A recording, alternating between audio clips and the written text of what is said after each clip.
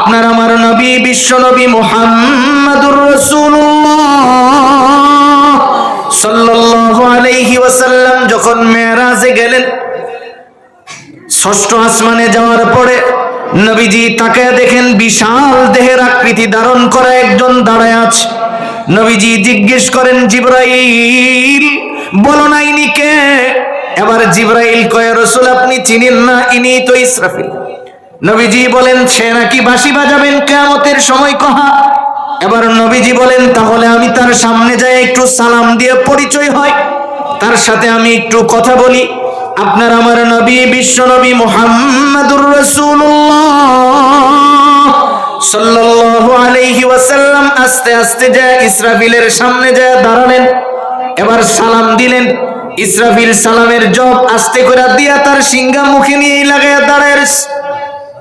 এবার নবীজি বলেন, এখানে আমি যখন দাঁড়াইছি, এবার রাসূল জিবরাইলকে বলে, জিবরাইল তুমি না আমারে বলছো গোটা আসমান আমারে দেখার জন্য পাগল হয়ে আছে, এই যে ওখানে ও দাঁড়ায় রয়েছে, আমি যে তারে সালাম দিলাম সে তো আমার দিকে তাকাইলই না।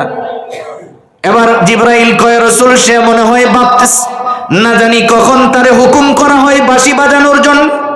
এবার নবীজি আস্তে আস্তে তার কানের কাছে যায় বলে, ইসরাফিল ভালো কইরা তুমি শুনে নাও, পৃথিবীর জমিনে কোন মানুষের সাথে যদি তার শত্রুতা থাকে, যত বড় শত্রুই হোক বাড়িতে ডাইকায় না, তার বাড়ি ভাঙার জন্য লোক পাঠায় না, কারণ জমিন থেকে আসমানে আমি আসি নাই, আমারে আনছেন কে?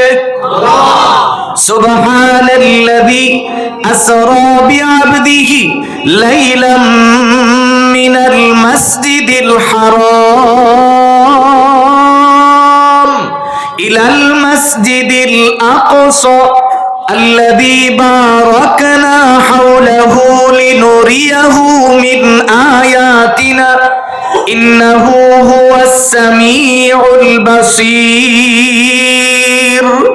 আল্লাহর নবী বলেন, ইসরাফিল ওই যে রব দুনিয়ার জমিন থেকে আমারে আসমানে উঠাই আনছেন, আমারে আকাশে উঠাইয়া জমিনে আমার ঘর বাড়ি ভাঙার জন্য তোমাকে বলবে না? এই কথা বলার সঙ্গে সঙ্গে ইসরাফিল তার বাঁশিটা একটু সরাইয়া বলেন, নবী আমি আপনার সাথে কথা বলতে আমারও তো মনে চাই, কিন্তু আল্লাহ রাব্বুল আলামিন আমার কাছে এই বাঁশিটা দিয়ে বলে দিস, ইসরাফিল মুখের মধ্যে লাগায়া রেডি হয়ে দাঁড়ায়া থাকবা, আমি যখন বলবো তখনই তুমি বাঁশি বাজাইবা। এবার বলেন তো দেখি ইসরাফিল নিজে জানি কিনা কোন দিন ফতিবত। বিল্লাহি মিনাশ শাইতানির রাজীম। বিসমিল্লাহির রহমানির রহিম। ইয়া আইয়ুহান নাসু ইত্তাকু রাব্বাকুম ইন্না যালযালাতাস সাআতি শাইউন আযীম।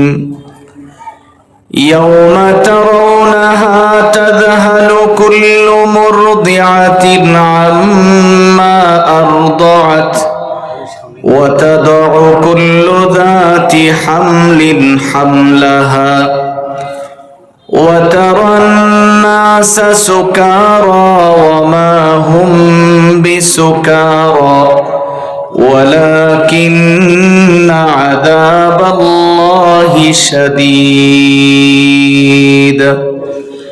সাদাকাল্লাহু মাওলানাল আযীম ওয়া সাদাকা রাসূলুহুন নাবিয়্যুল উম্মিয়্যুল কারীম ওয়া নাহনু আলা যালিকা মিনাশ শাহিদিনা ওয়াশ শাকিরিন ওয়ালহামদুলিল্লাহি রাব্বিল আলামিন। আল্লাহুম্মা সাল্লি আলা মুহাম্মাদিন ওয়া আলা আলি মুহাম্মাদ কামা সাল্লাইতা আলা ইব্রাহিম ওয়া আলা আলি ইব্রাহিম ইন্নাকা হামিদুম মাজিদ। আল্লাহুম্মা বারিক আলা মুহাম্মাদিন ওয়া আলা আলি মুহাম্মাদ كما باركت على إبراهيم وعلى آل إبراهيم إنك حميد مجيد لا إله إلا الله الحليم الكريم سبحان الله وبحمده سبحان الله العظيم سبحانك لا علم لنا إلا ما علمتنا إنك أنت العليم الحكيم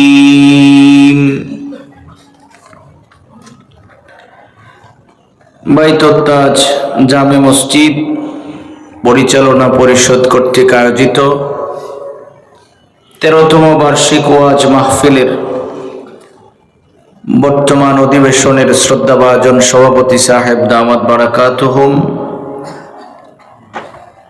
উপস্থিত দেশ ও জাতির কর্ণধার হযরত উলামায়ে কেরাম, অত্র এলাকার বিভিন্ন অঞ্চল থেকে আগত ইসলাম প্রিয় মুসলিম ভাইরা, পর্দার অন্তরালে অবস্থানরত অত্যন্ত নম্রভদ্র ফরদানিশীল মা ও বোন, মহান রব্বে কারীমের নিকট শুকর আদায় করছি, যিনি অত্যন্ত দয়া করে মেহেরবানি করে আমাদের হায়াতটাকে দীর্ঘায়িত করে সুস্থ শরীরে আজকের এই মোবারক পরিবেশে বসে জমানার শ্রেষ্ঠ মানব উলামায়ে কেরামের জবান থেকে কোরআন ও হাদিসের কিছু কথা শোনার তৌফিক দিয়েছেন। এই জন্য আমরা সকলেই পড়ছি আলহামদুলিল্লাহ। মুহতারাম ভাই, আমি আপনাদের সামনে পবিত্র কোরআনে কারিমা থেকে সূরা হজ্জের শুরু থেকে ধারাবাহিক 2টি আয়াত তিলাওয়াত করেছি। আল্লাহ রাব্বুল ইজ্জত ওয়াল জালাল যেন তিলাওয়াতকৃত আয়াত এবং হাদিসের আলোকে আমাকে ইখলাসের সহিত কিছু কথা বলার এবং আপনাদের সকলকে আমল করার নিয়তে শোনার তৌফিক দান করুন। সকলে বলি আমিন। আমার ভাই, আমরা সকলেই ভালো করে জানি যে এই পৃথিবীতে আমরা কেউ থাকার জন্য আসি নাই। শুধু আমরা যে পৃথিবীতে থাকবো না, বিষয়টা এরকম নয়, পৃথিবীও থাকবে না।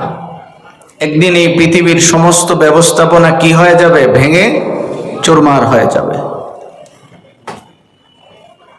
এই কথাটা আল্লাহ রাব্বুল আলামিন আজ থেকে প্রায় 1500 বছর আগে কোরআন নাজিল করে নবীজিকে জানিয়েছেন। পৃথিবীর ব্যবস্থাপনা আপনি যত সুন্দরই দেখেন আর যাই দেখেন, এই পৃথিবী একটা সময় এইরকম থাকবে না। যেমন আমরা গত কয়েকদিন আগে ভূমিকম্প হয়েছিল না একটু,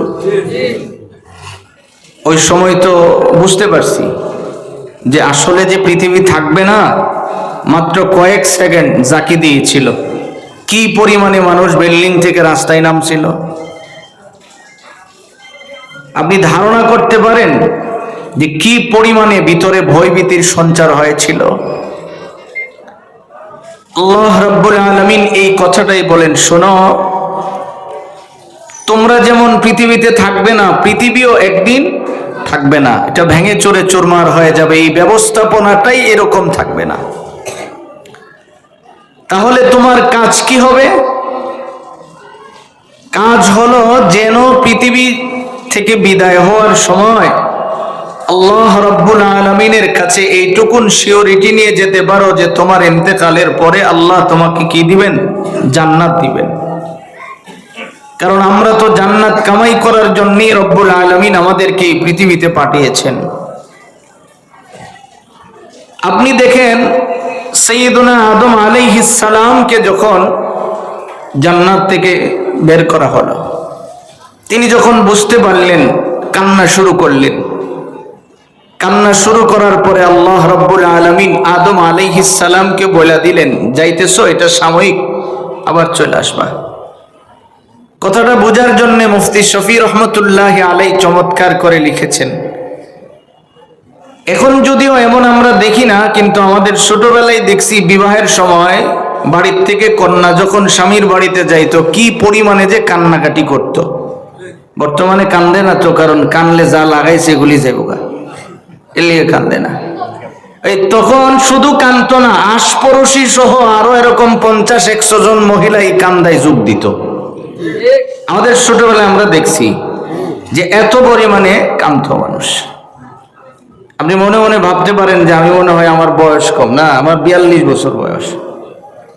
তাইলে আমি দেখছি না, মোটামুটি কিছু তো দেখছি। কি পরিমাণে মানুষ কান্দতো।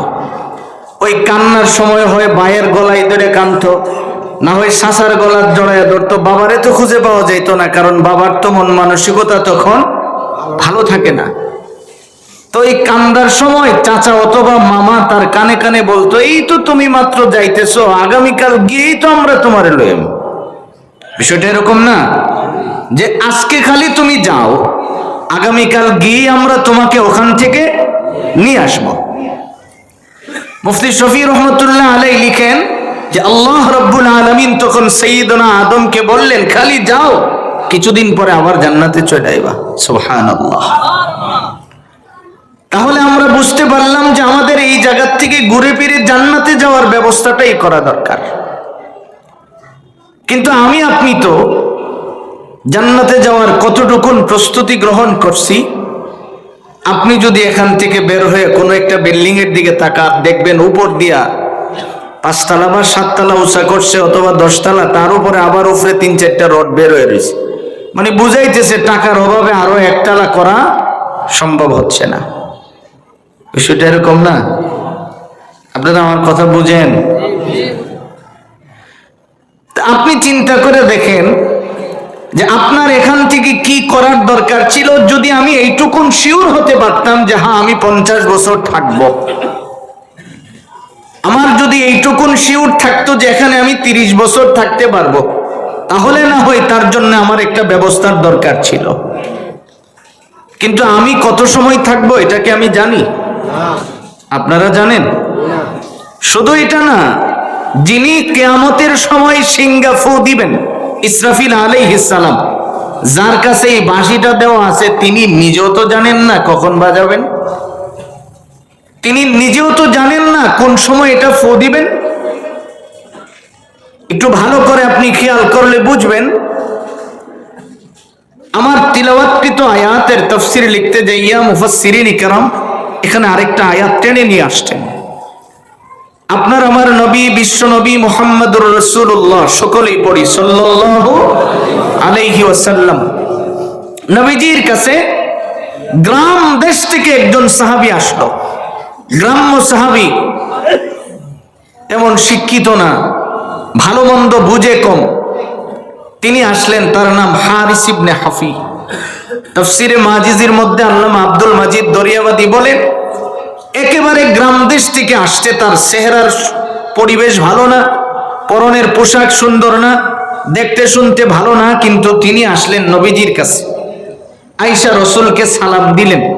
সালাম দেওয়ার পরে নবীজির সামনে বসলেন। এবার মুসাফা করার জন্য তিনি যখন হাত বাড়িয়ে দিলেন, আমাদের নবীজি হাত দিলেন, তিনি হাতে ধরলেন। দয়রা এখন আর হাত ছাড়ে না।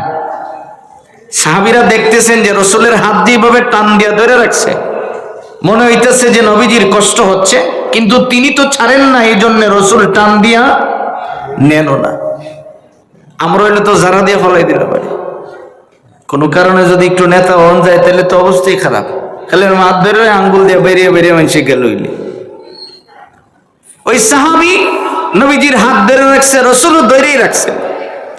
এবার সাহাবী কয়, রাসূল আপনার কাছে আমার কয়েকটা প্রশ্ন, আপনি আমার এই প্রশ্নগুলির জবাব দিবেন। আমি অনেক কষ্ট করে আইছি, আমি জানি আপনি ছাড়া এই প্রশ্নগুলির জবাব কেউ দিতে পারবেন না। 1 নাম্বার, আপনি কয়া দেন কিয়ামত কোন দিন হবে? আচ্ছা বলেন তো, কিয়ামত কোন দিন হবে এটা কে জানেন? একটু দিল থেকে বলুন না, কে জানেন? আল্লাহ শব্দটা বলার সময় মুখটা গোল করে, এটা হৃদয় থেকে বলা চায়, কারণ এটা হৃদয়ের শব্দ। পৃথিবীর জমিনে আল্লাহ রাব্বুল আলামিন ছাড়া আমাদের আপন কেউ আছেন? এবার সাহাবী যখন রাসূলকে বললেন যে নবী কিয়ামত কোন দিন হবে আপনি বলেন, নবীজি তো চিন্তায় পড়ে গেলেন, ওরে আমি কোন ভাষায় সান্ত্বনা দিব? গ্রামের মানুষ যেভাবে আমারে জড়ায়া ধরে রাখছে, আর সে বলতেছে আপনি ছাড়া এই কথাটা কেউ বলতে পারবে না, আপনি যতক্ষণ না বলবেন আমি হাত ছাড়তেছি না। রাসূল চিন্তায় পড়ে গেলেন। ঠিক এই সময়েই জিবরাইল নবীজির কাছে কয়েকটা আয়াত নিয়ে আসলেন। সুবহানাল্লাহ। আপনি একবার চিন্তা করে দেখেন তো, এই মানুষটা কি পরিমাণের তার ভালোবাসা ছিল যে তার এই প্রশ্নের জবাবগুলি দেওয়ার জন্য আল্লাহ রাব্বুল আলামিন সঙ্গে সঙ্গে জিবরাইলকে পাঠিয়ে দিলেন। মানুষটা যদিও দুর্বল হয়, মানুষটা যদিও অনেক দূর থেকে গ্রাম দেশ থেকে আসছে, তার কোনো শিক্ষা নাই, কিছুই নাই, কিন্তু তার হৃদয়ে অগাধ ভালোবাসা ছিল, বিশ্বাস ছিল। কথা বলুন ঠিক কিনা? এবার নবীজি শোনাচ্ছেন, ইন্নাল্লাহা ইনদাহু ইলমুস সাআহ। আপনার আমার নবী বিশ্ব নবী মুহাম্মদুর রাসূলুল্লাহ সাল্লাল্লাহু আলাইহি ওয়াসাল্লাম বলেন, এ হারিস ইবনে হাফি শোনো, আল্লাহ রাব্বুল আলামিন আমারে আয়াত নাজিল করে জানায়া দিয়েছেন, জিবরাইল আইসা আমারে শোনাইছেন, নবী আপনি বলেন কিয়ামতের খবর পৃথিবীর কেউ জানে না, জানেন কে? আল্লাহ। আরো জোরে বলুন না, কে জানেন? কারণ আমরা জানি কিয়ামতের সময় ইসরাফিল আলাইহিস সালাম তিনার বাঁশি যখন বাজায়া দিবেন, আল্লাহ তাআলা আমার তিলাওয়াতকৃত আয়াতের মধ্যে বলেন, ইয়া আইয়ুহান নাসুত্তাকু রাব্বাকুম ইন্না জালজালাতাস সাআতি শাইউন আযীম ইয়াওমা তারাউনাহা তাযহালু কুল্লু মুরদিআতিন আম্মা আরদাত ওয়া তাদউ কুল্লু যাতি হামলিন হামলাহা ওয়া তারান নাসা সুকারা ওয়া মা হুম বিসুকারা ওয়ালাকিন্না আযাবাল্লাহি শাদীদ। আল্লাহ রাব্বুল আলামিন বলেন, নবী এই দুনিয়ার জমিনে ইসরাফিল যখন তার বাঁশিটা বাজায়া দিবেন, জমিনের অবস্থাটা কেমন হবে? জমিন যখন কম্পন শুরু করবে, আপনারা ভালো করে জানেন দুনিয়ার জমিনে মানুষ যখন পাগল হয়ে যায়, পাগলের কোনো আগামাথা ঠিক থাকে না, দিক বেদিক পাগল দৌড়াতে থাকে। আল্লাহ রাব্বুল আলামিন বলেন, নবী দুনিয়ার মানুষগুলিকে পাগলের মতো দেখা যাবে, প্রক্ষান্তরে তারা কিন্তু পাগল নয়। অতঃপর আল্লাহ কয়, শোনেন, মায়ের গর্ভে যদি সন্তান থাকে, কখন জানি সন্তান প্রসব হয়ে গেল তার খবরই নাই। আল্লাহ তাআলা বলেন, ওই ভয়াবহ পরিস্থিতিটা হবে কোন সময়? কিয়ামতের সময়। বলুন কোন সময়? এবার বলেন তো, হারিস ইবনে হাফি কয়, রাসূল আপনি ওই ভয়াবহ সময়টা আমারে জানায়া দেন। কেন? কারণ ওই সময় আমি যেন মহান রবের কুদরতি পায়ে সিজদা দিয়ে থাকতে পারি। সুবহানাল্লাহ। কারণ আমি যদি জমিনে সিজদা দিয়ে থাইকা যাই, আমি যদি আমার রবের কুদরতি পায়ে সিজদাটা ঝুঁকায়া দেই, আমি আমার কপাল যদি আমার রবের পায়ের মধ্যে লাগায়া দেই, এবার দুনিয়া ভেঙে চুরে চুরমার হয়ে যাক, আমার তো আর কোনো ভয় নাই।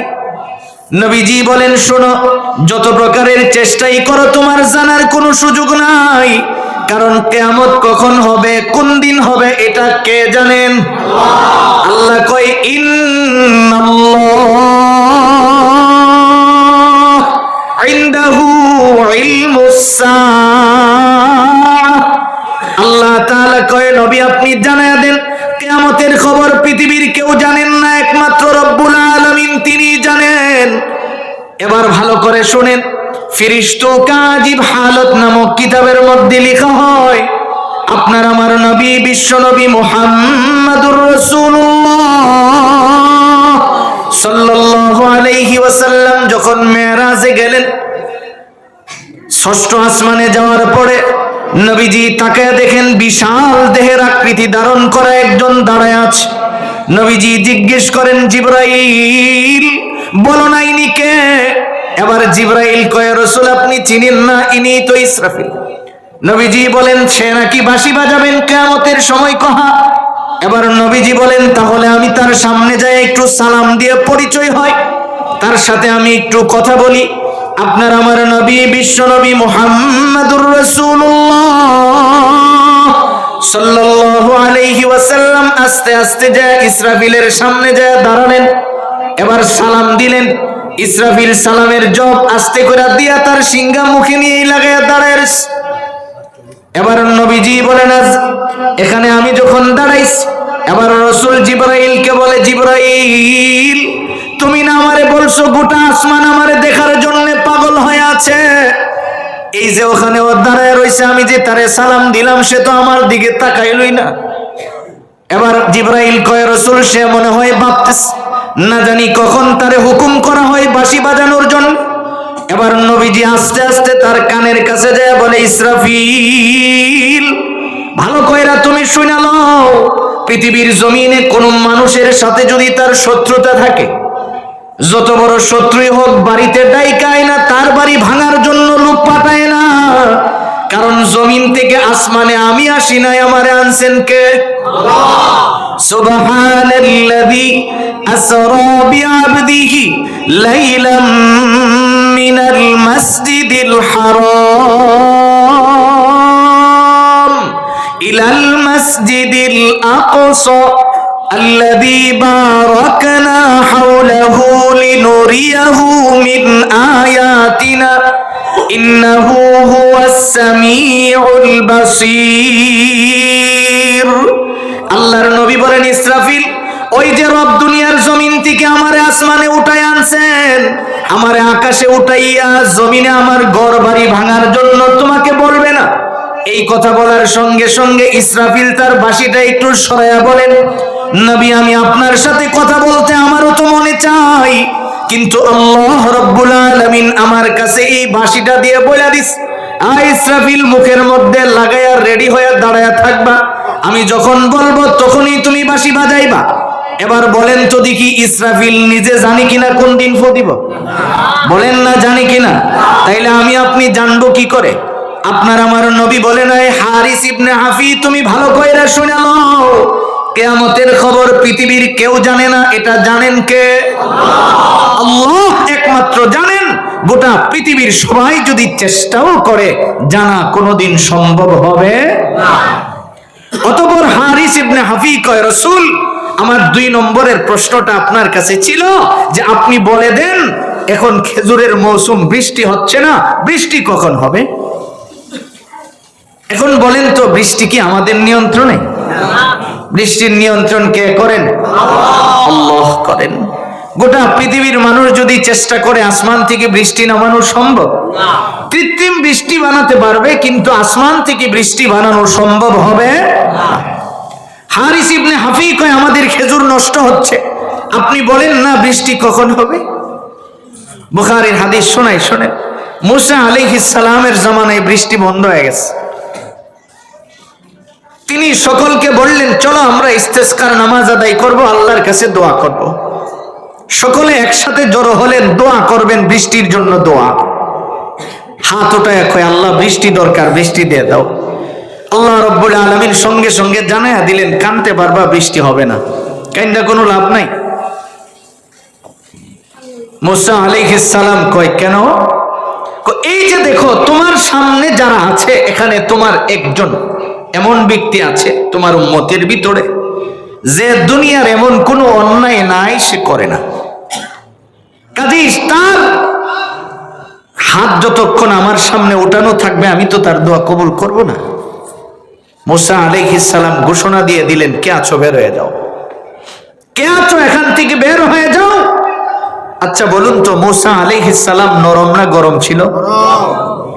উনার সামনে দিয়ে যদি লোকটা বের হয় যেতে পারবে এখান থেকে? এবার মানুষটা, আপনারা এই বশির মিল এলাকার ভাইজান আপনারা একটু চিন্তা করে দেখেন, এই যে মানুষটা নিচের দিকে তাকাইছে, তাফসীরের কিতাবে আসছে শুধু মাটির দিকে তাকাইছে, তাকে আল্লাহ রাব্বুল আলামিনের সাথে সে কথা বলতেছে, না রব তুমি আমার এত সুন্দর করে বানাইছো, এত খাবার দাবারের ব্যবস্থা করছো, আমার সব কিছু তুমি করতেছো, কিন্তু একটা বারের জন্য তো তুমি আমার খাবার বন্ধ করো নাই, কিন্তু আজকে তুমি কেন আমারে মুসারে দিয়ে মাইর খাওয়াইতে হবে? তোমার ইচ্ছা হইলে তুমি আমারে মাইরা ফেলাও, মুসাকে দিয়ে আমাকে কেন মাইর খাওয়াতে হবে?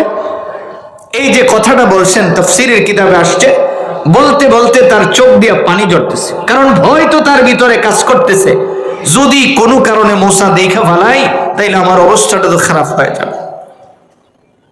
এই কথাটা বইলা ওনার চোখ থেকে এক ফোঁটা পানি নিচে আসে নাই, এর আগেই আল্লাহ রাব্বুল আলামিন আসমান থেকে ওজোরে বৃষ্টি দিয়ে দিলেন। এই বৃষ্টি দেখা মূসা আলাইহিস সালাম কয়, আল্লাহ তোমার সাথে তো আমার কোনো শত্রুতা নাই, তুমি নিজে আমারে কইলা বৃষ্টি দিবা না, আর আমি লোকগুলির জানাইলাম, তাদের সামনে তুমি আমারে কেন বেইজ্জত করলা? তুমি নিজেই তো কিছু বৃষ্টি দিবা না, তো এখন দিলা কেন? আল্লাহ রাব্বুল আলামিন কয়, মূসা তুমি জানো না, যার জন্য আমি বৃষ্টি বন্ধ করছিলাম ও আমার কাছে এইভাবে বলছে যে তার মুখটার দিকে তাকায় আমি আর সহ্য করতে পারি না, আমি সঙ্গে সঙ্গে বৃষ্টি দিয়ে দিছি। কেন জানেন?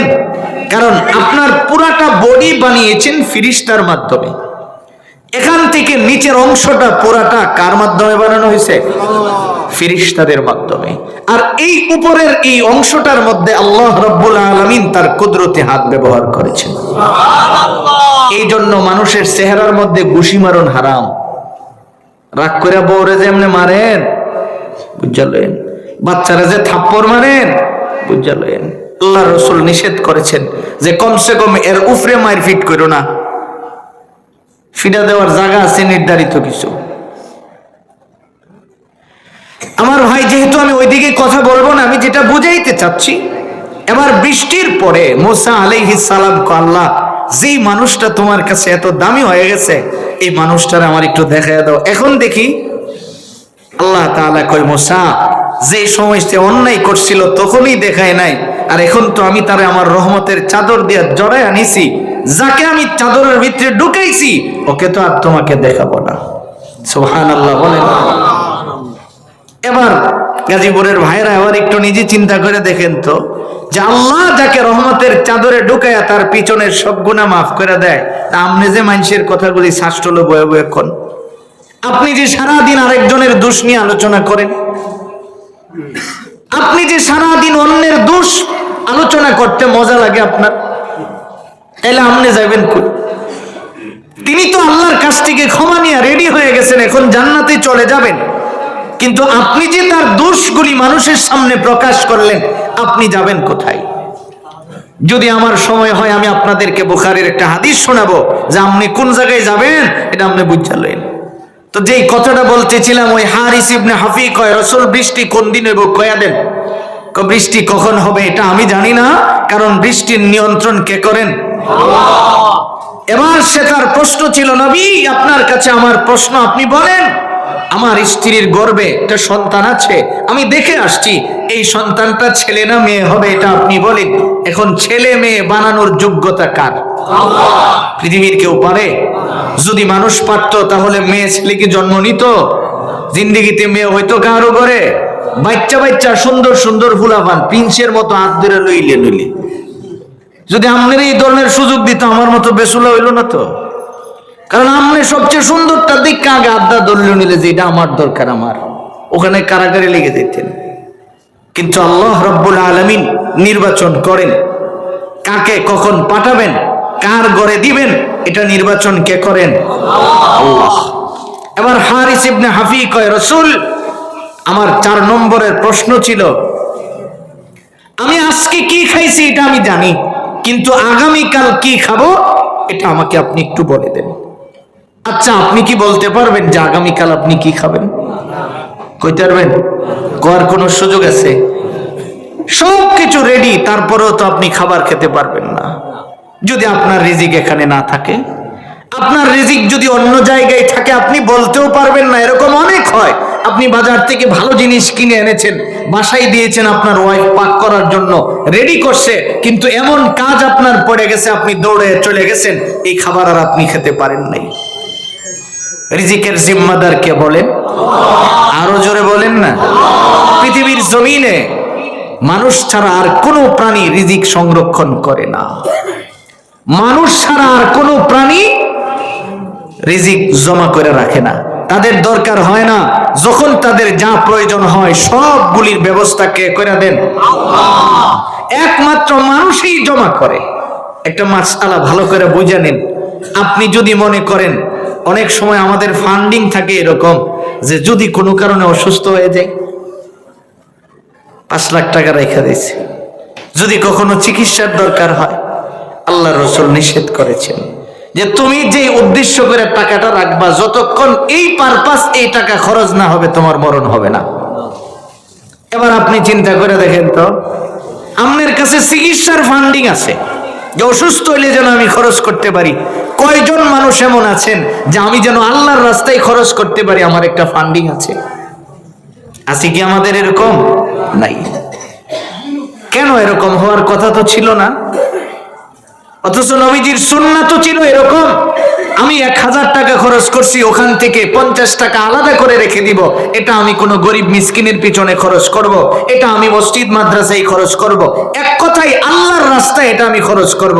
তো এরকম করে যদি আমার কাছে একটা ফান্ডিং থাকতো, তাহলে কি আমার আর আল্লাহর রাস্তায় খরচ করতে কোনো অসুবিধা হইতো? না থাকার কারণে আমি চিন্তা করি কেমনে দিব। না থাকার কারণে আমার কাছে কোনো মিসকিন আসলে আমি চিন্তাই পড়ে যাই আমি তাকে কিভাবে দিব। আমার ভাই যে কথাটা বলতেছিলাম, তার প্রশ্ন হলো আমি আজকে যা খাইছি জানি আগামীকাল কি খাবো, আপনি বলে দেন। রাসূল কয় তুমি কি খাইবা আমারে জিজ্ঞাসো, আমি যে কি খামো এটাই তো আমি জানি না। আমি যে কি খামো এটাই তো আমার জানা নাই, কারণ রিজিকের ব্যবস্থা কে করেন? আল্লাহ। আরো জোরে বলুন না, আল্লাহ। ওমা মিন দাব্বাতিন ফিল আরদি ইল্লা আলাল্লাহি রিজকুহা। আল্লাহ তাআলা বলেন, শোনো, পৃথিবীর জমিনের প্রত্যেকটা মাখলুকের রিজিকের জিম্মাদার একমাত্র আল্লাহ। কখন কাকে কোন অবস্থায় রিজিক পৌঁছাবেন এটা একমাত্র কে জানেন? আল্লাহ। এবার হারিস ইবনে হাফি কয়, রাসূল আমার শেষ প্রশ্নটা ছিল আপনার কাছে যে আমি কোন জায়গায় জন্ম নিছি এটা আমি জানি, কিন্তু আমি মরবো কোন জায়গায়, আপনি এটা কয়ে দেন। মরণের খবর যদি আমরা জানি, মনে করেন এখান থেকে বের হইয়া বুট বাজার গেলে বাসের নিচে পড়ে মরে যামুগা, এই সংবাদটা যদি কেউ জানে, তাহলে এই লোককে কি ঘরের থেকে কোনো সময় বের করুন যাইব? সিটি কর্পোরেশনের এই যে কি বেকু যদি আনে, এরপরও তো আর এটাই না বের করুন যেত না, কারণ সে যদি জানে তাহলে সে ঘর থেকে বের হবে না। আল্লাহ তাআলা বলেন, শোনো, কে কখন কোথায় মৃত্যুবরণ করবে এটা পৃথিবীর কেউ জানে না, একমাত্র কে জানেন? আল্লাহ। মরণকে একমাত্র আল্লাহ রাব্বুল আলামিন রেডি করে রাখছেন। আপনি কথা মনে করেন না যে আপনার মরণ কোন সময় হইব আপনি না জানলেও এর জন্য কিন্তু নির্ধারিত একটা সময় আছে, আর যিনি আপনাকে নিবেন তিনিও কি আছে? রেডি আছে। কুল ইয়াতাওয়াফাকুম মালাকুল মাউতিল্লাযী ওয়াক্কিলা বিকুম সুম্মা ইলা রাব্বিকুম তুরজাউন ওয়ালাউ তারা ইযিল মুজরিমুনা নাকিসু রুউসিহিম ইনদা রাব্বিহিম রব্বানা আবসারনা ওয়া সামি'না ফারজি'না না'মাল সালিহান ইন্না মুকিনুন। আল্লাহ রাব্বুল আলামিন বলেন, নবী দুনিয়ার মানুষদেরকে আপনি জানায়া দেন কার কখন মরণ হবে, মরণের সময় কখন হবে এটা পৃথিবীর কেউ জানে না, কিন্তু মরণের সময়ের জন্য আমি নির্ধারিত একজনকে লাগায় রাখছি, মালাকুল মউত রেডিয়াস। যার যখন মরণের সময় হয়ে যায় অটোমেটিক তার কাছে আজরাইল হাজির হয়ে যায়। কথা বলুন ঠিক কিনা? আজরাইল আসার সময় কি আমগোর বাড়িতে কোনো নোটিশ পাঠায়? বলেন না, নোটিশ পাঠায়? নোটিশ দিয়ে আজরাইল আয়ে সাধারণত 2000 টাকা পাইবো, ইলারে যদি আইতাছে জানি তাইলে বাড়িঘর ছেড়ে দেয়, আর যদি আজরাইল আয়ে জানে তো এই এলাকা তারাইব কোনোদিন? আল্লাহ রাব্বুল আলামিন বলেন, কার কখন মরণের সময় হয়ে যায় এটা পৃথিবীর কেউ জানে না, জানেন কে? আপনার আমার নবী বলেন, শোনো, আমি যখন সপ্তম আসমানের উপরে চলে গেলাম, ওখানে যাওয়ার পরে সিদরাতুল মুনতাহার সেই বড়ই গাছের সামনে হাজিরা দিলাম। ওখানে যায় দেখি একজন এরকম গার কাত গাছের দিকে তাকায় রয়েছে। এবার নবীজি জিবরাইলকে বলেন, জিবরাইল বলো নাইনি কে? এবার জিবরাইল কয়, রাসূলুল্লাহ তো আজরাইল। নবীজি কয়, যেহেতু আজরাইলের দেখেই ফেলাইছি, একটু সালাম দেই, কথা বলি। এবার সামনে যায়, আজরাইলের সামনে গিয়ে সালাম দিলেন। আজরাইল সালামের জবাব দিলেন, কিন্তু নবীজির দিকে তাকান নাই। অতঃপর রাসূল বলেন, কেন তুমি আমার দিকে তাকাও না, বলো না। আজরাইল কয়, রাসূল আপনি আমার দিকে একটু ভালো করে নজর করে দেখেন, আমি যে গাছের দিকে তাকায় রইছি, ওই গাছের প্রত্যেকটা পাতায় পাতায় পৃথিবীর সমস্ত মাখলুকের নামগুলি লেখা। নবী আমি ওই গাছের দিকে তাকায় রইছি, কোন পাতাটা পড়বো আর আমি তারে ধরে আনো। সুবহানাল্লাহ। তাহলে আজরাইল নিজেও তো জানে না আপনার সামনে কোন দিন আইব। মুফতি শফি রহমতুল্লাহ আলাইহি বলেন, প্রত্যেক দিন প্রতিটা মানুষের চেহারার দিকে আজরাইল 5 বার ভালো করে তাকায়, 5 বার তার সামনে আইসা তার খাতাটা দেখা মিলাইতে চেষ্টা করে, ওরে কি ধরে বলাম। আপনি একটু ভালো করে চিন্তা করে দেখেন। এবার নবীজি জিজ্ঞেস করে, আজরাইল বলো না তুমি এট এ টাইম দুনিয়ার জমিন থেকে কি করে মানুষগুলিকে নিয়ে আসো? গাজীপুর থেকে একজনকে নিলা, ব্রাহ্মণবাড়িয়া থেকে আরেকজনকে নিলা, ঢাকার শহর থেকে আরেকজনকে নিলা, ময়মনসিংহ থেকে আরেকজনকে ধরো, এট এ টাইম কি করে ধরো? এবার আজরাইল কয়, রাসূল আপনি আমার হাতের দিকে একটু ভালো করে তাকান। নবীজি বলেন, আমি যখন তাকাইলাম, আমি তাকায় দেখি আজরাইলের পুরা হাতের তালুর ভিতরে ছোট্ট একটা প্লেটের মতো দেখা যায়। এবার নবীজি বলেন, আজরাইল বলো না তোমার হাতের তালুর মধ্যে যে প্লেটটা দেখা যায় এটা কি? আজরাইল কয়, রাসূল এটাই হলো গোটা দুনিয়া। সুবহানাল্লাহ। তার মানে গোটা দুনিয়া আজরাইলের হাতের তালুর ভিতরেই রয়েছে। এবার নবীজি বলেন, আমি একটু ভালো করে নজর করলাম। অতঃপর আমি নজর করার পরে আমি তাকায় দেখি ওই প্লেটের ভিতরে ছোট ছোট পিপিলিকার মতো কি যেন ঘুরতেছে। এবার তাকানোর পরে আজরাইল রে জিগাইলাম, এইগুলি কি বলো না? ওই কয়, এই যে দেখেন পিপিলিকার মতো ঘুরতে আছে, এইগুলি হলো আপনার উম্মতের রূহ। এখন বলেন তো, আনার জন্য কি যাওয়া দরকার না আঙ্গুল বাড়ি দিলেই চলে? কথা বলুন না। তাহলে আপনার আমার কাছে এট এ টাইম যাওয়ার জন্য আজরাইল কি দৌড়ানোর কোনো প্রয়োজন আছে? আপনার আমার নবী বিশ্ব নবী রাহমাতুল লিল আলামিন বলেন, উম্মত শোনো, জিবরাইল আমাকে শুনাইলেন, বনি ইসরাইলের একজন মানুষকে আল্লাহ হায়াত দিয়েছেন 500 বছর। বলেন কত বছর? আরো জোরে। 500 বছর। আমাদের হায়াত কতদিন? 60 থেকে 70 হয়। 500 বছর না, খালি 200 বছর যদি হায়াত থাকতো, এলার যন্ত্রণায় কোনো মানুষ থাকতো নইলে এমনি তো তেমন যায় না। 500 বছর পর্যন্ত আল্লাহ তার হায়াত দিয়া ইনি পাহাড়ের চূড়ায়। নবীজি বলেন, জিবরাইল আমাকে শুনাইছেন, রাসূল বনি ইসরাইলের এই মানুষটার হায়াত ছিল 500 বছর। তিনি যেই জায়গায় ছিলেন পাহাড়ের চূড়ায় থাকতেন, যেখানে তিনি বসবাস করতেন, ওনার ডান পাশ দিয়ে একটা ছিদ্র করা ছিল। ওই ছিদ্র থেকে আল্লাহ রাব্বুল আলামিন তারে 500 বছর জান্নাতের পানি পান করাইছেন। মানুষটার জীবন কত সুন্দর ছিল। তিনি পাহাড়ের চূড়ার থেকে উজু বানানোর জন্য নিচে নামতেন, নিচে নদীর সাগরের নিচে উজু করার জন্য সেখানে নিচে নামে। এই জায়গায় যখন 2 বেলা উজুর জন্য যাইতেন, 2 বেলা নিচে নামলে ওখানে দেখতেন 2 পাতা বিশিষ্ট একটা গাছ। গাছের মধ্যে 2টা ডালিম হয়। ওনার সামনে গাছ বড় হচ্ছে, ডালিম ধরছে, পাকছে, ওখান থেকে উঠে নিয়ে আসে খায়। তাহলে আল্লাহ রাব্বুল আলামিন তার খাবারটা কত সুন্দরভাবে ব্যবস্থা করছেন। এরকম করে 499 বছর যখন চলে গেল, এবার এই লোকটা আল্লাহ রাব্বুল আলামিনের দেওয়া এই গাছ থেকে ফল খাইছে একরকম। গাছটা সবুজ, ফলটা ছিল লাল।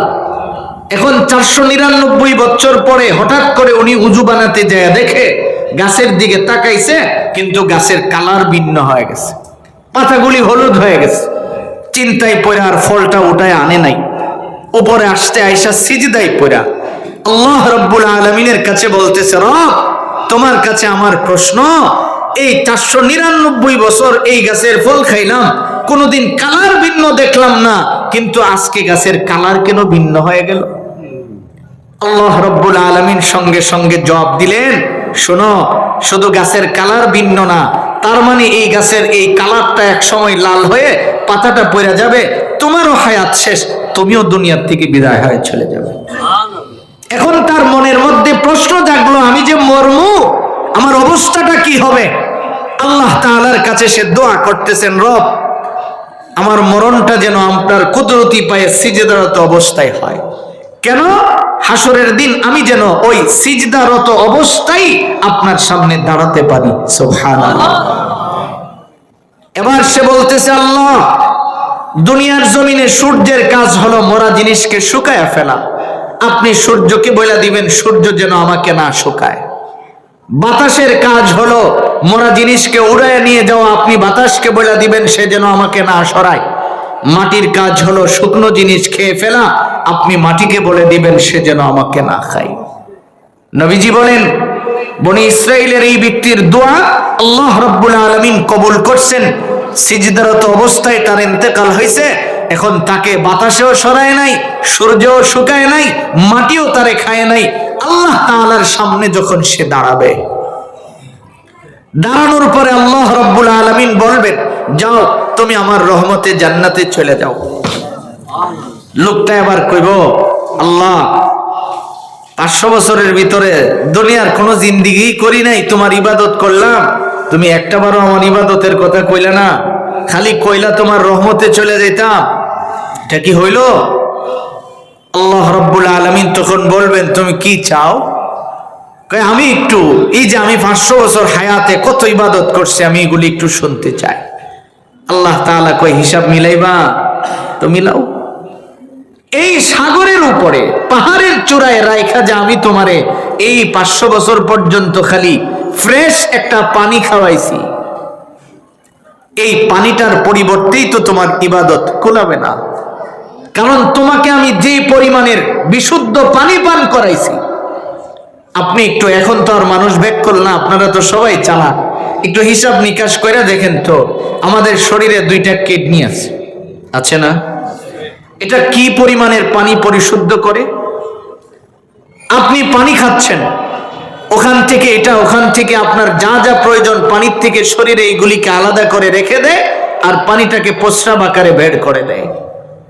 যাদের কিডনি বিকল হয়েছে তারা জানে কি পরিমাণের কষ্ট করতে হয়। আল্লাহ তাআলা তাকে বলবেন, হিসাব মিলাইতে চাও তো পানির বিনিময়ে মনে করো তোমার 500 বছর শেষ। নবীজি বলতেছেন, 500 বছর যখন শেষ হয়ে গেল, এখন তো তার জিরো, আর কোনো ইবাদত নাই, তো করবে কি? সিদ্ধান্ত তো এখন জাহান্নামী হয়ে যেতে হবে। এখন তো তিনি কাঁদেন, আল্লাহ তাআলার কাছে বলেন, রব, আমি আপনার রহমতেই জান্নাত চাই, আমার আর হিসাবের দরকার নাই। আপনি চিন্তা করে দেখেন তো, যে আপনি যত কিছুই করেন, তো আমরা এমন কিছু কি করছি যে এগুলি আল্লাহর সামনে হিসাবে নিয়ে দাঁড়াতে পারবো? এমন কি আমাদের কিছু আছে? তাহলে আমরা মরণের প্রস্তুতিটা কি করে নিলাম? আল্লাহ তাআলা যে আমার তিলাওয়াতকৃত আয়াতে বললেন, এই পৃথিবীকে আপনি এত মহব্বত দিলেন, ফাইলিং করে এর উপরে আপনি 50 তলা বিল্ডিং বানালেন, আপনি ফাইলিং করে এখানে 10 তলা 15 তলা বিল্ডিং থাকলেন, এই বিল্ডিং কি আপনাকে জান্নাত দিয়ে দিবেন? বলেন না দিবেন? তাহলে কিয়ামত যে হবে এটা তো নিশ্চিত, কোনো সন্দেহ আছে? আমরা যে মরে যাবো এতে কোনো সন্দেহ আছে? তাহলে আমরাও মরে যাব, দুনিয়াও ভেঙে চুরে চুরমার হয়ে যাবে, তাহলে আমরা দুনিয়ার মধ্য থেকে কি নিয়ে গেলাম, আমাদের এটা হলো বোঝার বিষয়। এই দুনিয়ার থেকে আমরা কি নিয়ে গেলাম?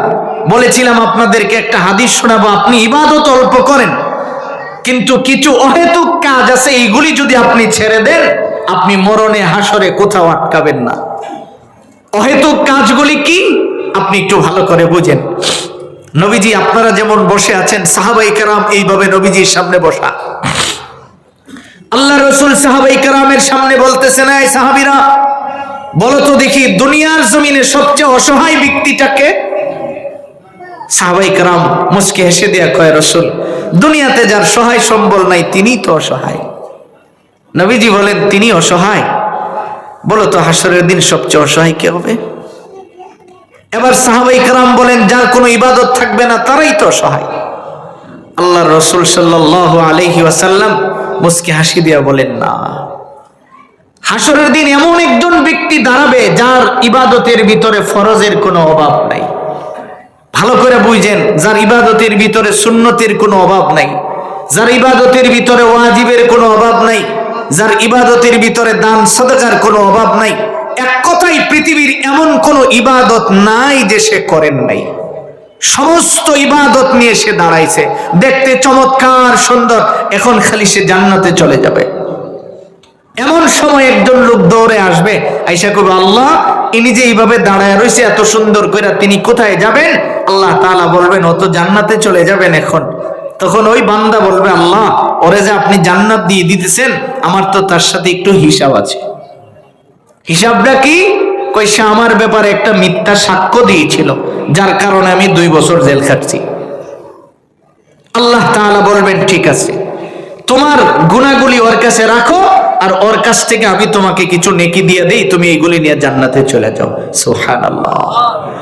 নবীজি বলতেছেন শোনো, এইভাবে আরেকজন আইব, আয়া কইব তার সাথে আমার কিছু হিসাব আছে। তার ক্ষমতা ছিল সে আমাকে ধমক দিছে, তার ক্ষমতা ছিল সে আমাকে গালি দিছে, আমি অনেক কষ্ট করে গালিটা সহ্য করছি। আল্লাহ তাআলা বলবেন যাও কিছু নেকি লয়ে যাও, গুনাহগুলি রেখে যাও। এরকম করতে করতে এক পর্যায়ে দেখা যাবে তার যত ইবাদত ছিল সবগুলি মানুষ লয়ে গেছে, আর অন্যের গুনার বোঝা তার মাথায় নিতে নিতে এত ভারী হয়েছে, এখন সে জাহান্নামী হয়ে গেছে। রাসূল কয় সবচেয়ে অসহায় ওই ব্যক্তি যিনি দুনিয়াতে কষ্ট করে ইবাদত কামাই করছে, আর এই জবানের কারণে হাসরের দিন তার সমস্ত ইবাদতগুলি মানুষ লয়ে গেছে। এখন আপনারা বলুন তো যে এই জবানটাকে সেভ করা জরুরি কিনা? জোরে বলুন দরকার কিনা? এবার আপনি একটু হিসাব মিলান তো, সারাদিন আপনি আপনার এই জবান দিয়া কত মানুষের দোষ করেন? সারাদিন আপনি আপনার এই জবান দিয়ে কত মানুষের দুশ্চর্চা করছেন? আরে মসজিদে বইও তো আপনি অন্যের সমালোচনা করতেছেন, তাসবিহ পড়তেছেন তো পড়তেছেন, ফাঁকে দিয়া কয়া বইছেন ইমাম সাহেব কেন ওনার মাসে একবার বাড়ির যাওয়ার লাগবো, কি চাকরি করে? আচ্ছা এটা কোনো কথা হইল? এই যে আপনি একটা বাজে কথা মুখ দিয়ে বের করলেন, এই কথাটার কোনো দরকার ছিল? এই কথাটা বের করার কারণে হাসরের দিন আপনি ওই ইমামের সামনে দাঁড়ায় যেতে হবে। একটু ভালো করে আপনি বুঝেন, আমি আপনাদেরকে অনেক ভালোবাসি, এই জন্য বলতেছি শুনেন। আপনি তো মনে করতেছেন এই কথাটা আমি কইছি, কি হইছে? বেচারা মসজিদের খাদেম দমক মারলেন, এই মিয়া তোমার কাম কি মসজিদ 5 বেলা খায়া 10 বার পরিষ্কার করতে পারো না? আপনি যে ওনাকে এই কথাটা বললেন তা আপনি তো ফাও ধুইলেন না, সারা রাস্তার ময়লা লয়ে এসে এখানে দইছেন, দইয়া যখন মসজিদে ঢুকতেছেন কিছু ময়লা তো ভরতেই পারে, তো বড়াইলেন আপনি দোষী লোক খাদেমের, আর তারা আপনি জারি দিলেন যে মিয়া তোমার কাম কি তুমি 5 বেলা আজান দিয়া 10 বার মসজিদ মুসবা, তোমার আর অন্য কোনো কামে রাখছি তোমারে? এই যে জারিটা দিলেন, এই জারির কারণে হাসরের দিন আপনি তার মুখোমুখি হবেন। বুঝা নিয়েন, আপনি তার মুখোমুখি হবেন, হওয়ার পরে আপনি বুঝতে পারবেন যে আপনি কি করছেন। তখন তো ইবাদত ছাড়া আর কোনো বিনিময় চলবে? বলেন ইবাদত ছাড়া আর কোনো বিনিময় চলবে? আর কোনো বিনিময় চলবে না। আপনি যদি মনে করেন সালাকি করে বাচ্চা যাবেন গা, তাইলে হইব? তো গল্প মনে হয়েছে শোনাই, 2 সুরে মিল্লা ছাগল চুরি করছে, এখন চুরি টুরি করে না ফাঁক শাক করছে খাইবো, এমন সময় মনে হয়েছে যার এই ছাগলটা তো চুরির। এখন যদি কেউ রাইন না একটু দোয়া দুরুস ফরায়া কমসে কম গুনাহটা একটু কমান যায়, গিয়ে একজন মৌলবীরে ধরে আনছে, না কয় হুজুর একটু দোয়া করে। তো হুজুর দোয়া করছে, দোয়ার পরে কয় দাঁড়ান দোয়া যে পড়ছি তোবারক টোবারক, কই যে এই যে খাসি ভাগ করে রাখছি খান। 1-3 জনে মিল্লা খাইছে, খাওয়ার পরে হুজুর জিগায় খাসিটা তো ভালো হয়েছে, তার একটা সুরা ওইটা কমিয়া ভালো হয়েছে, আপনি জানেন এটা কি? এটা তো চুরি করে আনছি। কারণ ওটা বলস কি দি হুজুর চুরি করছি তো করছি, এখন আপনারা তো আনছি গুনাহ কমাইবার লিগে নেই। তো হুজুর কয় আরে ভাই কল চুরি যে করলি এটা যদি মানুষে জানে আমার চাকরি থাকবো? হুজুর টেনশন করেন না, কেউ জানতো না, কারণ এখানে আপনি আর আমরা, আমাদের পক্ষ থেকে কেউ জানবে না, কারণ জানলে আমরা চুরিটা সবাই জেনে লাগবো। আর আপনার পক্ষ থেকে যদি কেউ জানান তাইলে আপনি চুরির ছাগল খাইছেন, আপনার চাকরি যাইব, কাজেই জানার তো আর কোনো সুযোগ নাই। এখন হুজুর তো নীরবে বয়ে বয়ে ভাবতেছে, সূরা রাজি গাই কেন আপনার না সান্ত্বনা দিলাম, আপনি চিন্তা করেন কি? কবেটা তোর ইতা চিন্তা তো আমি করি না, আমি তো চিন্তা করতেছি আমি তো আল্লাহর দরবারে দাঁড়াইতে হবে, এক সুরটাকে আল্লাহর দরবারে যে আপনি দাঁড়াইবো, তো ওই সময় দাঁড়ানোটা কেমন হইব হাসরের দিন আমার একটু কন্ত। তো হুজুর কইতাছে তুই যখন দাঁড়াইবি ছাগল হলেও দাঁড়াইবো, আল্লাহ ওই দিকটা ছাগলটা রেডি করবো, ছাগলে সিল্লি দেখ কইব হ্যাঁ আমারে চুরি করে জব করছিল। এবার হ্যাঁ ওইটাকে হুজুর বুদ্ধি তো একটা পাইলাইছি, কারণ ছাগলও যদি থাকে মালিকও যদি থাকে, টান দিয়া ছাগলের নাম মালিক রে দিলাম, ফায়দা যে আমরা খাইলাম এটাই তো পাবো। বিষয়টা কি এরকম? আপনি চাইলেই কি দিয়া লাইতে পারবেন? দেওয়ার কোনো সুযোগ আছে? তাহলে আল্লাহর দরবারে যে আপনি দাঁড়াবেন, এই কথাটাই আল্লাহ রাব্বুল আলামিন আমার তিলাওয়াতকৃত আয়াতে বলেন, পৃথিবীর মানুষ শোনো, তুমি যে আল্লাহর দরবারে দাঁড়াইবা, তুমি কিন্তু একটা প্রস্তুতি নিয়ে আইসো। তুমি যে এই পৃথিবীও থাকবে না, তুমিও থাকবে না, কাজেই এই পৃথিবীর জন্য তুমি যা কিছু করতেছো এটা তো তোমার কোনো কাজে আসবে না। তুমি খাইতেছো, ঘুমাইতেছো, ঘুমানোর জন্য তোমার বাসস্থানের প্রয়োজন, বানাইছো, বানাও, কোনো অসুবিধা নাই, কিন্তু এটা তো তোমার না। কিন্তু তুমি যে মরবা, তুমি ওখানে কি নিয়ে আসবা এটা একটু আগে ঠিক করবা। আল্লাহর দরবারে যে তুমি দাঁড়াইবা, তুমি কি নিয়ে আইসা দাঁড়াইবা, তুমি এই প্রস্তুতিটা নিয়ে আইসো। এই প্রস্তুতি নিয়ে আসার জন্য আমি আপনাদেরকে কয়েকটা কথা শোনাইতেছিলাম। এর মধ্যে একটা হলো জবানকে সেফ করে ফেলা। এই জবান দিয়ে কোনোদিন মানুষের দোষ চর্চা করা যাবে না। বলেন, অন্যের সমালোচনা করা যাবে? বলা যাবে? যদি আমি অন্যের সমালোচনা করি, আমার নেকি নিয়ে যাবে না আরেকজন? তাইলে আমি ইবাদত কম করতে পারি, কিন্তু আমার এইটুকুন যদি আরেকজন মালিক হয়ে যায়, আমার লাভ হইল না লস হইল? যেদিন লসটা আমি দেখতে পারবো, ওই দিন কি আর এই লস পোষানোর কোনো সুযোগ আছে? কোনো সুযোগ নাই। ওই দিন আপনার আর সুযোগই থাকবে না। এই লস আপনি পোষাবেন কি কইরা? কারণ এই যে লসটা হবে, আপনার নেকি তো আরেকজন নিয়ে যাবে। এই জন্য রাসূল বলছেন, শোনো, তুমি তোমার জবানকে সেভ করবা, দেখবা যে দুনিয়ার অনেক প্রকারের সমস্যা থেকে আল্লাহ তোমারে সেভ করে দিবেন। আপনি কাউরে বেশি কোনো কথা কইলেন না, তাইলে আপনার কি সমাজে কোনো শত্রু থাকবে? শত্রু তো তৈরি হয় জবানের কারণে, শত্রু তো তৈরি হয় মানুষকে গালি দেওয়ার কারণে, শত্রু তো তৈরি হয় মানুষকে ভিন্ন ভাষায় কটু কথা বলার কারণে। তাহলে আমি যদি কাউকে খারাপ কিছু না বলি, কাউকে যদি গালি না দেই, তাহলে আমার তো শত্রু হওয়ার কথাই না। এই জন্য রাসূল শিখাইছেন যে শোনো, দুনিয়ার জমিন থেকে তুমি সহজে জান্নাত চাও। হযরত আবু হুরায়রা প্রশ্ন করছে, ইয়া রাসূলুল্লাহ, আপনি আমাকে বলেন না আমি সহজে জান্নাতে আসতে পারবো কি করে? আমি কিয়ামতের দিন সেই ভয়াবহতার থেকে আমি বাঁচতে পারবো কি করে? আল্লাহর রাসূল বলছেন, শোনো, ইন্নাল জান্নাতা তাশতাকু ইলা খামসাতি নাফার। রাসূল কয়, নিশ্চয়ই জান্নাত 5 কাজ যারা করে, ওদের জন্য জান্নাত আশা পোষণ করে যে আল্লাহ ওই মানুষটারে আমার ভিতরে ঢুকায়া দাও। সুবহানাল্লাহ। 1 নাম্বার রাসূল কয় তালিল কোরআন, যারা বেশি বেশি করে কোরআন তিলাওয়াত করে। বলেন, কি তিলাওয়াত করে? কোরআন। কোরআন তিলাওয়াত তো আপনার ইন্তেকালের পরে এটা আলো হবে, আলো, এটা নূর হয়ে দাঁড়াবে। তাহলে আপনি হাসরের দিন যখন দাঁড়াবেন, চতুর্দিকে এই আলোটা আপনাকে আলোকিত করে রাখবে। আপনি কত অন্ধকারাচ্ছন্ন হবেনই না। বেশি বেশি করে কোরআন শরীফ তেলাওয়াত করা। পারবো না ইনশাআল্লাহ? 2 নাম্বার, ওয়াহাফিজিল লিসান। রাসূল কয়, তুমি তোমার জবানকে সেভ করবা। যেই কথাটা আপনাদের সামনে বলতেছিলাম, আমার ভাইজান, নবীজির সাহাবী হযরতে ইকরিমা রাদিয়াল্লাহু তাআলা আনহু বলেন, পৃথিবীর মানুষ শোনো, আপনার আমার নবী, বিশ্ব নবী মুহাম্মাদুর রাসূলুল্লাহ সাল্লাল্লাহু আলাইহি ওয়াসাল্লাম আর প্রসিদ্ধ একজন সাহাবী, যিনি কোরআন শরীফ তেলাওয়াত করার জন্য আব্দুল্লাহ ইবনে মাসউদ সারাটা জীবন কোরআন তিলাওয়াতের জন্য বিলি করে দিলেন। ওই সাহাবীর কবর মক্কাও নাই, মদিনাও নাই। তায়েফের দিকে আপনি যখন রওনা করবেন, ওই তায়েফে যাওয়ার রাস্তায় তিনার কবর পাওয়া যায়।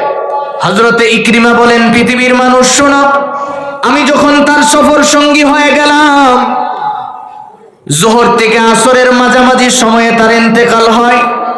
আসরের পরে জানাজা পড়া তাড়াতাড়ি মাগরিবের আগে আমরা দাফন করার জন্য রেডি হয়ে গেলাম। হযরতে ইকরিমা বলেন, আমি যখন দাফন করার জন্য লাশটা কবরে রাখলাম, লাশ কবরে রাখার পরে আমি তাকায় দেখি লাশটা আমি কবরে নামাইছি। নিজ হাতে আমি তার সফর সঙ্গী হিসাবে ওনার লাশটা আমি কবরে নামাইলাম। এবার লাশ আমি কবরে নিয়ে রাইখা লাশ কবরে দিয়া আমি লাফ দিয়া উপরে ওইটা বসছি, কেননা এবার আমি পাটাতন বিছায়া বিছায়া মাটি দিয়া কবরটা বন্ধ করে দিব। এক পর্যায়ে আমি তাকায়া দেখি তিনার কবরের ভিতরে সাদা দবদবে একটা পাখি ঢুকে গেছে। আমি চিন্তা করলাম জীবিত পাখি সহ তো দাফন করা যায় না। এবার আমি লাফ দিয়া কবরে নামলাম, আবার পাখি উপরে উঠে গেছে। অতঃপর আবার আমি কবরে নামলাম, পাখি উঠে, আবার আমি নামলে পাখি ওঠে, পাখি নামলে আমি উঠি, এরকম করে 2 একবার হয়ে গেল। এক পর্যায়ে আমি দেখতেছি মাগরিবের সময় খুব কাছাকাছি চলে আসছে। এবার আমি চিন্তা করলাম এইভাবে যদি আমি দৌড়াইতে থাকি মাগরিবের আগে লাশটা তো আমার দ্বারা দাফন করা সম্ভব হবে না। এই চিন্তা করে আমি সিদ্ধান্ত গ্রহণ করলাম পাখি কবরের রাইখে আমি দাফন করব। এক পর্যায়ে আমি যখন পুরোপুরি প্রস্তুতি গ্রহণ করলাম, এবার কবরটা যখন আমি বন্ধ করে দিলাম, এবার আমি তাকায়া দেখি তার শিয়রের পাশে একজন সাদা দবদবে পোশাকওয়ালা লোক দাঁড়ালেন। শরীরের মধ্যে সাদা দবদবে পোশাক পরিধান করা, মাথার মধ্যে সাদা পাগড়িওয়ালা। আমি তো মানুষটারে জীবনে আর কোনোদিন দেখি নাই।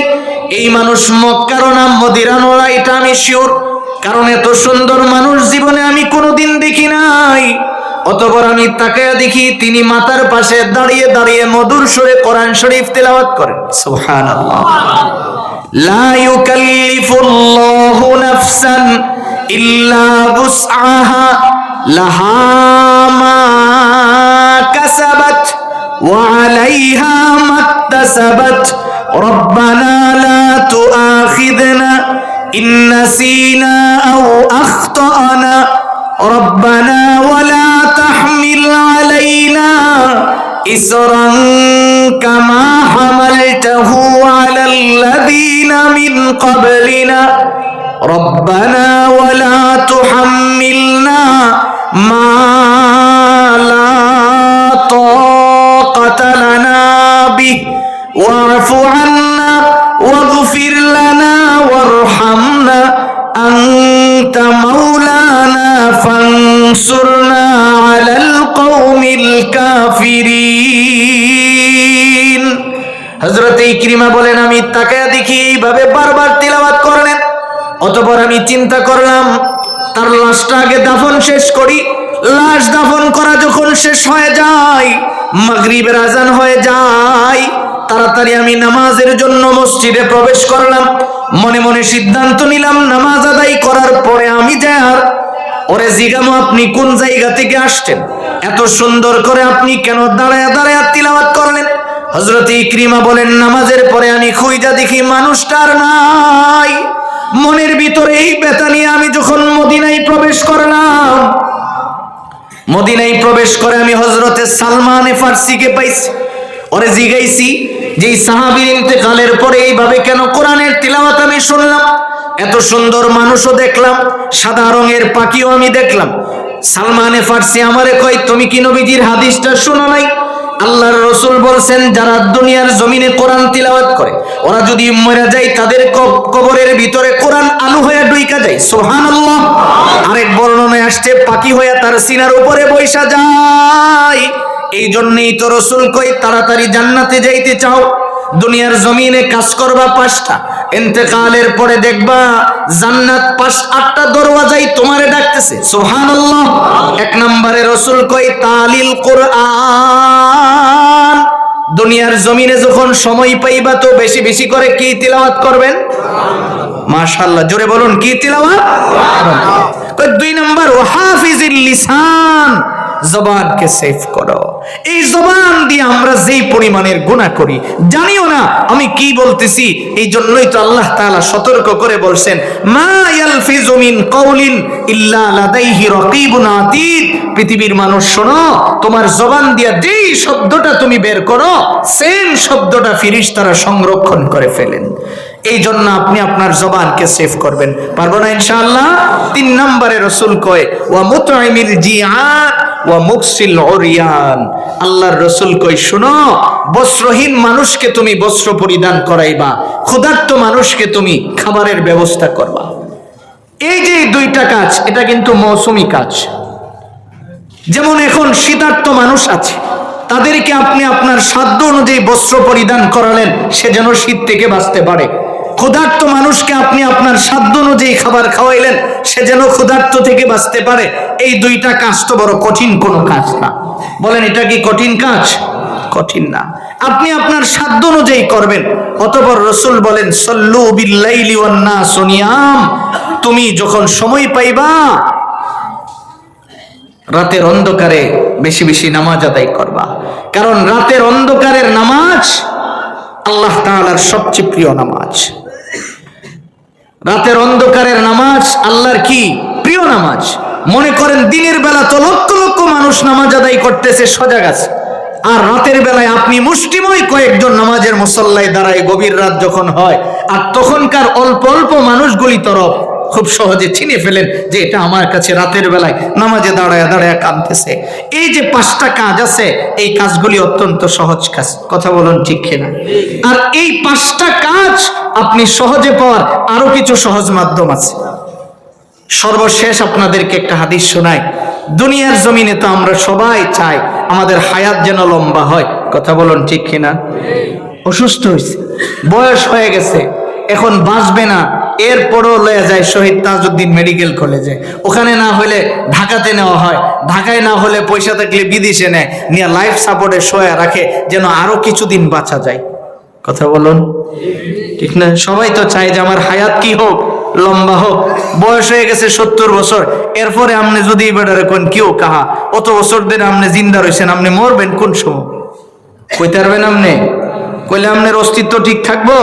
তো সবাই চাই হায়াতটা যেন একটু লম্বা হয়।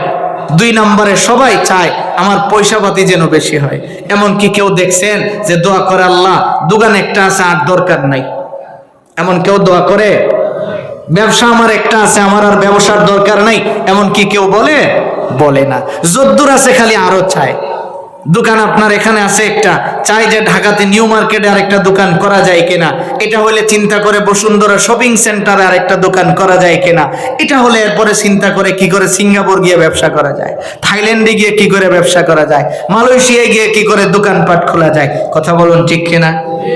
অর্থাৎ সবাই চায় আমার হায়াত যেন লম্বা হয়, সবাই চায় আমার রিজিক যেন বেশি হয়। এখন হায়াত আছে, খাওয়ান নাই, এটা অসুবিধা না? বলেন অসুবিধা কিনা? এখন খাওয়ান আছে, হায়াত নাই, এটাও তো অসুবিধা। কারণ আপনার টেকা আছে, আপনি খায়া মরতারলেন না, আরেকজনের টেকা নাই কিন্তু হায়াত অনেক লম্বা, ভিক্ষা করে খাওয়ান লাগছে, দুটোটাই তো অসুবিধা, ঠিক না? আল্লাহর রাসূল কয় তুমি যদি একটা কাজ করো এই দুটোটাই বরকত হবে। সুবহানাল্লাহ, জোরে বলুন সুবহানাল্লাহ। এই কাজটা কি আমি আপনাদেরকে বলবো? নিয়ে যাবেন ইনশাআল্লাহ। এই কাজটা হলো আল্লাহর রাসূল বলেন আল্লাহ তাআলা তোমারে যা দিছে ওখান থেকে তুমি একটা ফান্ডিং তৈরি করো। ফান্ডিংটা আমি যেটা বলতেছিলাম যে আপনার কাছে মনে করেন আপনি এখন বাজারে গেছেন, আপনি বাজারে গিয়ে 2000 টাকার বাজার করছেন, ওখান থেকে আপনি 50 টাকা এটা আলাদা করে রাখা দিলেন পকেটে যে এটা আমি আল্লাহর রাস্তায় খরচ করব, এটা আমি একজন এতিম মিসকিনকে দিব। অর্থাৎ এইভাবে করে করে আপনি একটা ফান্ডিং রেডি করলে দেখা যাবে 1 মাস পরে আপনার এখানে 1000, 500, 2000 এরকম কিছু টাকা জমা হবে। হবে কিনা? জোরে বলুন হবে কিনা? তো এরকম ফান্ডিং যদি আপনার থাকে, আল্লাহর রাসূল কই তোমার হায়াতেও বরকত হবে, রিজিকেও বরকত হবে। সুবহানাল্লাহ।